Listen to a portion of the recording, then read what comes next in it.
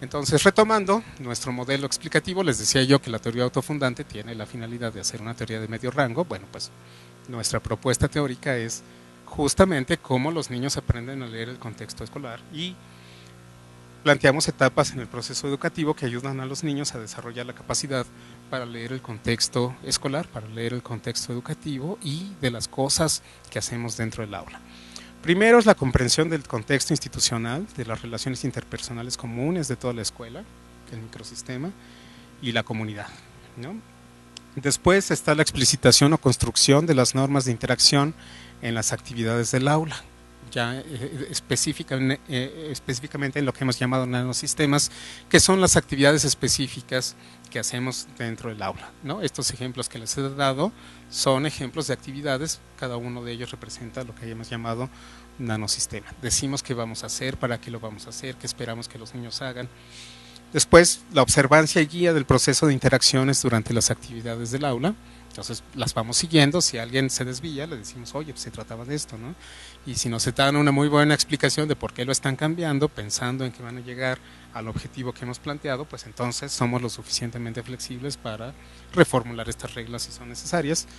Y al final, algo que parece obvio, pero casi no pasa, es que todo esto que hicimos tiene la finalidad de que reflexionemos sobre las actividades, de que entendamos que todo lo que hacemos en la escuela tiene el sentido de que me ayuda a aprender algo y de que este aprendizaje normalmente lo logro cuando platico con los demás, cuando intercambio mis puntos de vista y cuando llegamos a conclusiones sobre lo que sucedió, ¿no? Entonces, la secuencia de todas estas cosas es lo que me permite entender de qué se trata la escuela, de qué se trata lo que estoy haciendo y a darle importancia a lo que voy a hacer todos los días a la escuela, ¿no? Si como en este ejemplo me traen en un ritmo de hacer diferentes actividades y nunca logro entender para qué son todas estas actividades, por qué tengo que volver a hacer la plana de la otra vez, ¿no? Otras 3 veces cada que regreso a la escuela, pues entonces cada vez va perdiendo más sentido ir a la escuela y trato de buscar ese sentido en otras cosas, por ejemplo, en la relación con mis compañeros, en el recreo. Le dices a los niños, ¿qué es lo que más te gusta de la escuela? El recreo. ¿No? Nadie contestó ninguna otra cosa en todo nuestro estudio. Bueno, en la presentación que ya está subida en la plataforma, hacemos un poquito más profunda la discusión de cada uno de estos pasos que hemos visto. En aras del tiempo, les dejo el material, ya está en la plataforma para que ustedes lo puedan revisar, estas cosas de las que hemos hablado. Y me paso al siguiente cuadro, que es la transición entre microcontextos, construcción de nanocontextos y disminución en la motivación por aprender. Por ejemplo, ¿no? El contexto en la primaria, algo que podríamos denominar autoritario, un ejemplo. Si no pones atención, dicen los niños, si no pones atención te regañan. También si no entregas la tarea te castigan. Y si no pasas a leer lo que te dicen, los maestros te castigan, ¿no? Nos está platicando de su vida cotidiana en la primaria. Entonces, las reglas no son explícitas ni compartidas con los niños. Estos deben inferirlos y acatarlas. Y normalmente cuando no las explicamos y simplemente sacan malas calificaciones, lo que aprenden los niños es que tienen que obedecer. No que tienen que aprender, sino que tienen que obedecer. Para eso es la escuela.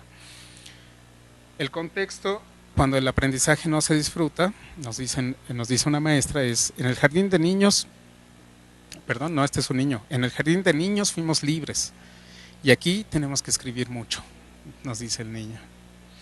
La maestra les dice, aquí se viene a aprender, no a jugar, ¿no? Las implicaciones, separación entre lo emocional y lo cognitivo, la separación entre el juego y el aprendizaje, que es el craso error, ¿no? El que se basa en nuestro sistema educativo. Contexto, el aprendizaje es individual. Nos dice una niña, yo me quedo muy calladita para que no me jalen las orejas. Es muy enojona, no me deja platicar con nadie. Y la implicación, no se promueve la colaboración entre los niños ni el intercambio de los puntos de vista, ¿no? La colaboración, la plática, los insights son vistos como mala conducta, cállate.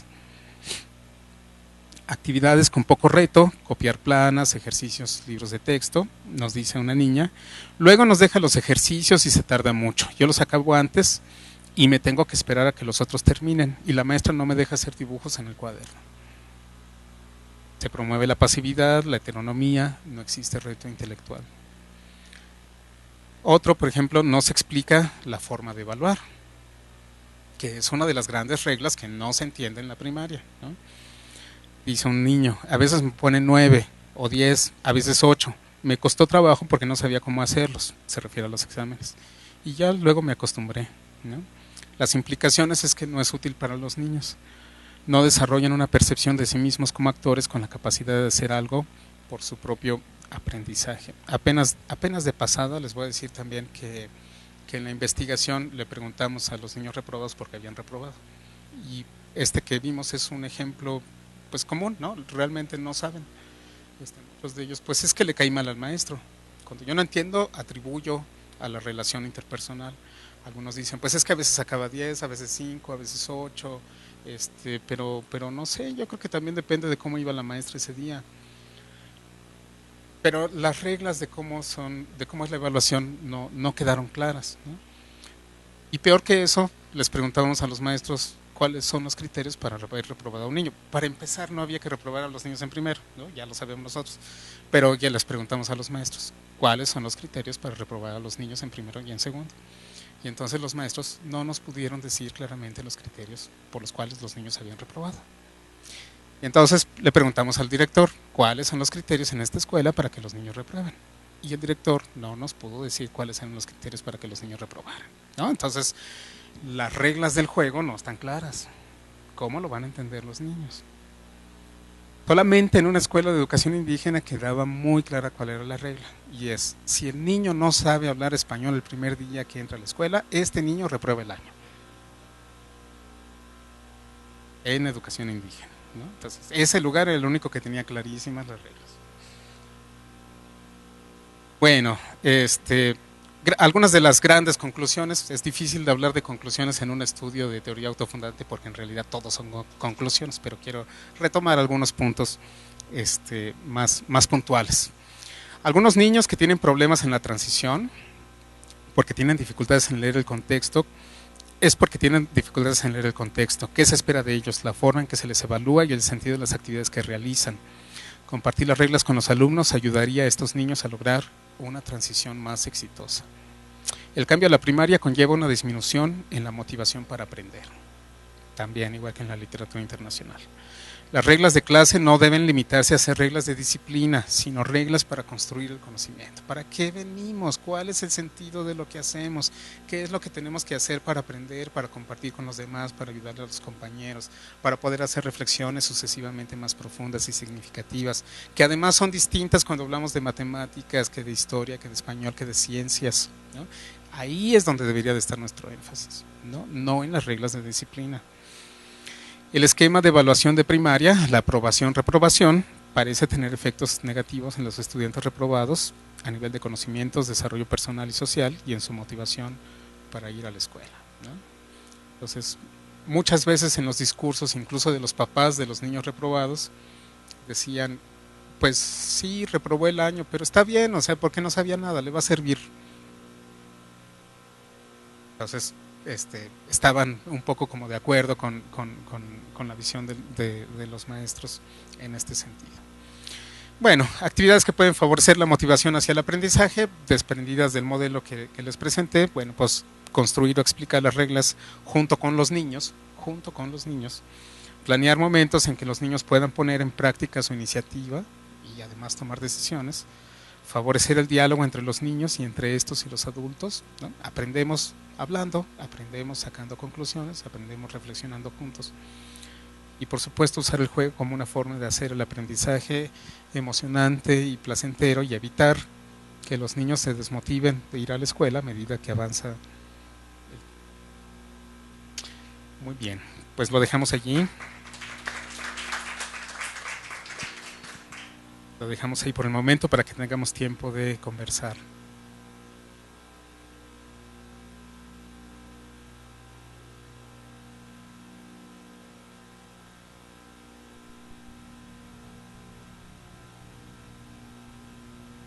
Muy bien, excelente, Marcos. Yo creo que nos dejaste picados a todos porque realmente se ve un trabajo.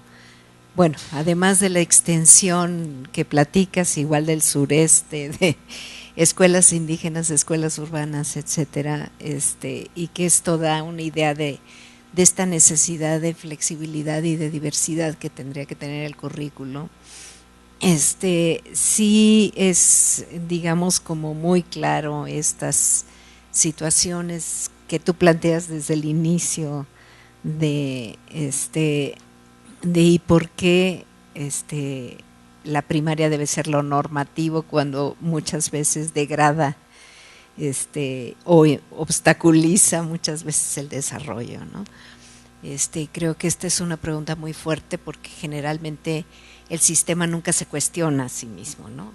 Es siempre el niño el que está mal, es siempre el padre, la familia que no apoya, etcétera, pero el sistema a sí mismo pocas veces se reflexiona en la manera como aquí lo has demostrado, hasta el nano contexto, como dices, que me encantó el término. Creo que hay muchísimas preguntas y además creo que habrá experiencias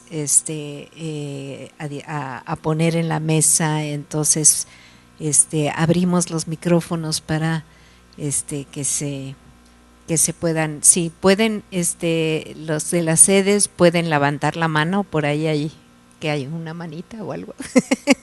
¿Cómo se hace? Sí hay, ¿no? Una, a ver.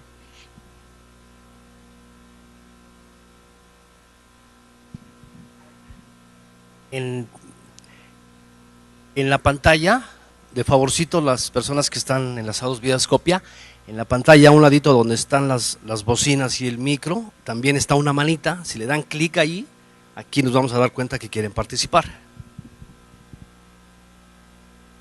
Bien. Y sobre todo esto de interpelar a los niños, ¿no? Esto está tan ausente en los estudios educativos. Se describe al niño, se le evalúa, se habla sobre él, pero no con él. Y creo que esto es algo muy, muy valioso que tú traes a cuenta. ¿Quién?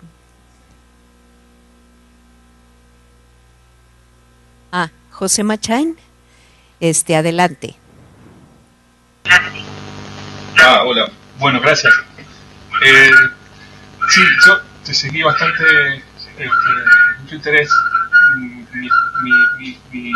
Mi acción tiene que ver más con pensar y definir por ahí políticas públicas. Entonces, esto lo que yo veo es que es muy acotado lo que vos planteás, ¿no? Desde lo que yo hago, muy de lo que pasa en cada una de las instituciones o las escuelas. ¿Cómo pensarías vos que se podría pensar en una escala más de proposición, no sé, si formación docente, si formación institucional de los directivos, digamos, cómo pensarlo en un contexto un poco más amplio que en el de cada establecimiento o en el de cada unidad educativa? No sé si se interpretó la pregunta.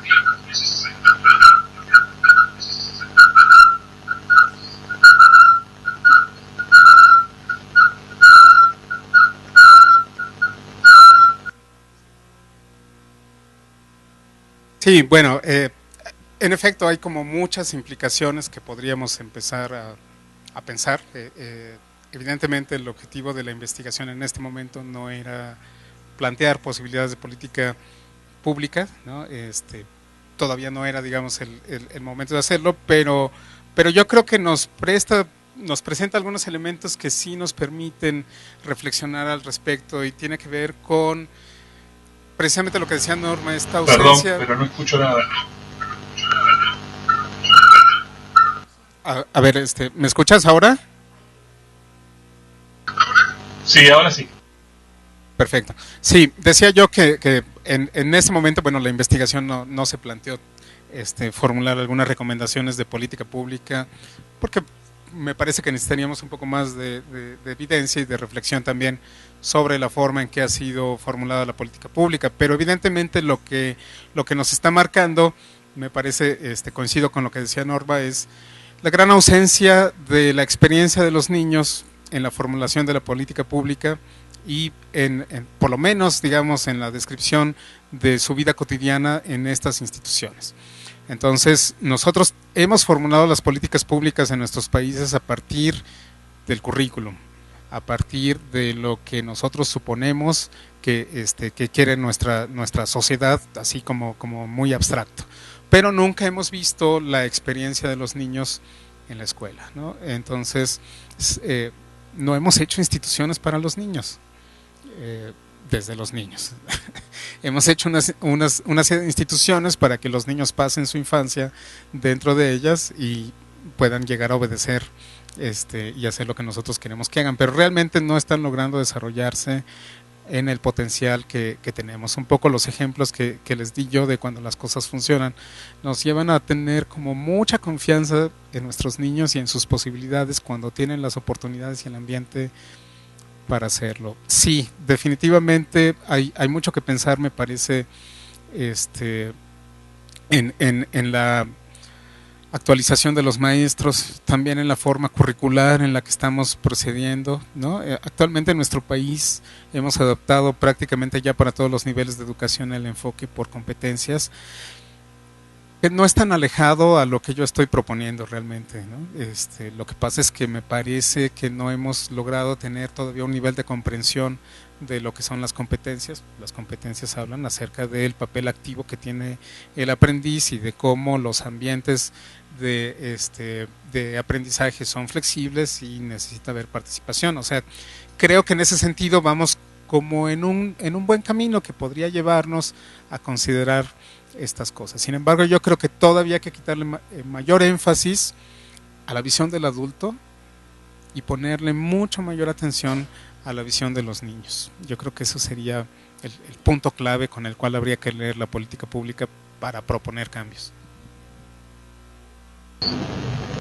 Ok, gracias.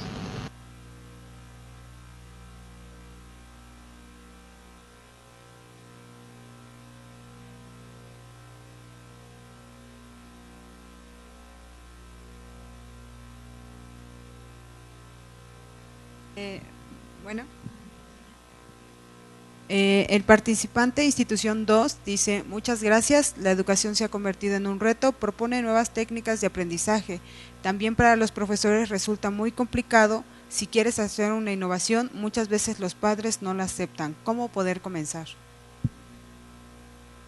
Sí, definitivamente este es un gran reto, particularmente en el preescolar, ¿no? Sobre todo los otros niveles, porque nosotros, todos los adultos que pasamos por un preescolar bastante tradicional, la mayor parte de nosotros, y tenemos una idea de cómo se aprende a leer, a escribir y a hacer aritmética, que sigue siendo lo más valioso en estas edades, ¿no? Entonces, típicamente en el estudio que nosotros hicimos había mucha exigencia por parte de los padres para que el preescolar enseñara a los niños a leer y escribir haciendo planas, ¿no? O sea, justamente algo que ya hemos dejado, que hemos querido dejar atrás en la historia desde el punto de vista técnico, es algo que los padres exigen. Esto tiene que ver mucho también con la participación de la sociedad en la educación. No hemos socializado los grandes planteamientos y objetivos de la educación preescolar. Por eso es que los padres no las conocen, ¿no? No es que ellos se resistan a cambiar, es que no tienen la menor idea de por dónde andamos planteando la educación preescolar en este momento. Yo creo que en general, a grandes rasgos, yo puedo decir que el PEP ha sido un gran avance. Por supuesto hay observaciones que se le pueden hacer, pero en general yo digo que es un gran avance, que vale mucho la pena y que vale la pena trabajarlo, pero aún sigue siendo desconocido. Y les platicaba en esta anécdota de Tabasco cómo las autoridades de la escuela aprovecharon la infraestructura para platicar a los padres acerca de los objetivos del preescolar, de qué es lo que podían esperar a sus niños, de que pudieran valorar las cosas, los cambios que estaban viendo, más allá de hacer las planas, que pusieran los ojos en otras características de las cosas que sus niños estaban desarrollando. Yo creo que el principal problema, decía yo, es la falta de participación y la falta de difusión de lo que estamos haciendo, de lo que se hace en el preescolar, digamos, desde el punto de vista del gobierno. Yo creo que hay varios aciertos y yo creo que son completamente desconocidos para la sociedad. Entonces los padres siguen teniendo una visión muy tradicional de lo que se espera de sus hijos.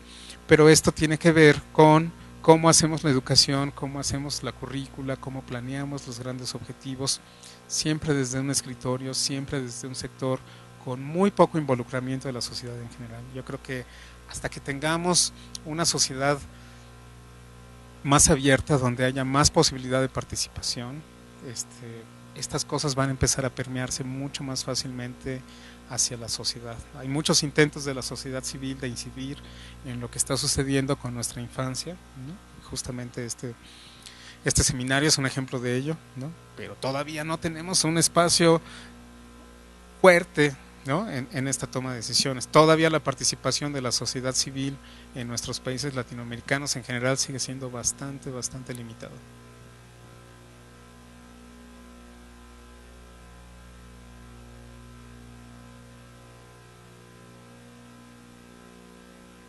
A ver, Gabriel dice, a lo mejor no puse atención y se mencionó, pero quisiera saber cuál es el fundamento teórico de los conceptos de nanocontexto y microcontexto. Me pareció muy interesante, se parece a lo que Urie Bronfenbrenner planteó para el desarrollo humano, pero obviamente no lo es. María del Pilar González dice, la formación docente poco a poco reconoce la experiencia de dar la palabra al niño, necesario insistir en ello. Pedro León, del Plan Internacional, dice, excelente presentación e iniciativa de investigación que evidencia situaciones concretas en función de mejorar los procesos educativos. Marta dice, muy interesante la propuesta, aquí en Morelos nos hemos dado a la tarea de capacitar a los maestros específicamente de secundaria para que promuevan habilidades para la vida dentro del aula. Y nos hemos encontrado que los mismos docentes no tienen habilidades para promover espacios de aprendizaje diferentes, se apegan mucho a lo que se les pide. Me parece que construir docentes con esta visión es lo principal. La psicóloga María de la Luz dice, felicidades por el trabajo realizado, sí es muy importante esta contribución sobre el aprendizaje. María del Pilar vuelve a decir, informar es involucrar, la experiencia, cuando bien se lleva, como en la CONAFE, con las APEX de involucrar a los padres en la educación de sus hijos, es valiosa y resulta en buenas cosas. Y gracias. La participante se llama Karina Hernández. Bueno, gracias por los comentarios. Nada más me parece que había una pregunta que era la de los fundamentos. Sí presenté Bronfenbrenner como uno de los fundamentos, no me metí a profundidad, aunque fui mencionando varias partes de la revisión de la literatura, pero el modelo básicamente sí sale de Bronfenbrenner y la idea es contribuir con un nuevo nivel a lo que él estaba planteando, que tiene que ver con estas prácticas educativas específicas. Ahora sí va Mabel. En Jardín de Niños escuchamos frases como si empiezo, termino. Si puedo, es fácil y lo voy a lograr. Si ensucio, limpio. Si lo tiro, lo levanto. En escuelas primarias escuchamos, ya eres un niño grande, no quiero porquerías, aquí mando yo. La problemática siento que es muy grande, y más cuando entramos a escuelas primarias y nos sorprendemos cada día más de lo que hay y de lo que nos hemos dado cuenta, pero todavía hay muchísimas cosas que ojalá y sigan investigando. Por ejemplo, los expedientes personales de preescolar no son tomados en cuenta en la escuela primaria, porque no son apegados a la realidad, cuando en Jardín de Niños están trabajando con base a competencias, cuando la afectividad y la socialización es muy importante. Las actividades en conjunto con los padres, o por una parte se distorsionan, o por otra parte se desliga uno completamente de los padres de familia, no dándose cuenta de que forman el triángulo perfecto, ¿no?, de padres, profesores y niños. Si al inicio de los ciclos escolares se hiciera la concientización y se compartiera qué se espera y qué se encuentra en los programas, los padres no son tontos, podrían apoyar mucho mejor a los niños y a las niñas en las primarias. El trabajo colegiado en lugar de, como dice, de solamente irse a lo burocrático tal vez o a la organización de festivales y todo, debería de ser para compartir las estrategias que sí han funcionado. Desafortunadamente, los docentes son muy cerrados y muy egocentristas. La planeación debería ser con base a hacer visible al niño, porque se hace, como usted dice, debería de ser el seguimiento de realmente hacer actividades que conlleven a un conocimiento, pero que sean continuas y benéficas para el niño. Y actualmente está habiendo otro problema, sobre todo a nivel de primaria, porque en jardín de niños podemos apapachar a los niños, abrazarlos, ponernos a la altura del niño.